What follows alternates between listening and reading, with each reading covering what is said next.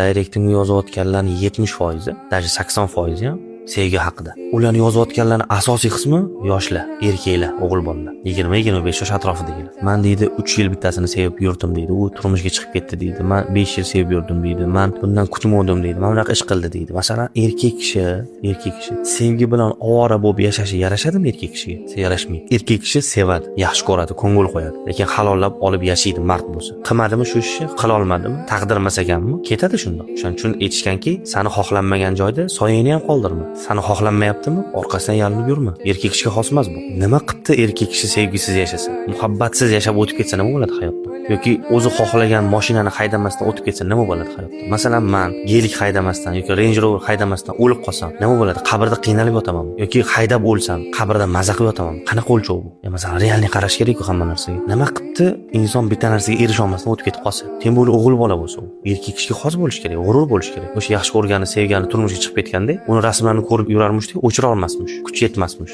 Shunaqa bo'ladimi erkak kishi? Bittasi aytayaptiki, men deydi sevganim turmushga chiqib ketgan, rasmlarni o'chira olmayman deydi. Keyin aytdimki, sani dedim, ertaga uylanganingda xotiningni boshqasi xayolida o'ynab yursa, xayolida har balo qilib yursa, rozimisan? Desam, nima duosiz deydi. Bo'lmasam baraka topib erkak bo'lmaysanmi? Buni ham bitta erkak olgan, halol qilib olgan. Sen ham erkak bo'lgan. Xullas, bu narsa erkak kishiga yarashmaydi. Bu narsa shunaqaki, men misol qilaman. Toshkentdan Samarqandga yo'lga chiqdingiz, yo'lda ovqatlanishga kirdingiz. Ovqatingiz yaxshi bo'lmaganligi uchun siqilib qolib ketdingiz o'sha yerda. To'g'rimi shu? Kulgili-a? Inson maqsadi sari yurayotganda yo'l-yo'liki ishlar bor. Shu o'xshamay qolsa hech narsa qilmaydi. Bu maqsaddan chalg'itmaslik kerak inson. Xuddi sevgi, muhabbat, oila, mayda-chuyda muammolar bilan turib qolish o'rnida mana shunga o'xshaydi. Inson hamma narsadan kecha olish kerak. Inson doim yolg'iz qolishga tayyor turish kerak. Mana bu haqiqiy erkak kishiga, aqlan sog'lom bo'lgan odamga yarashadigan ish.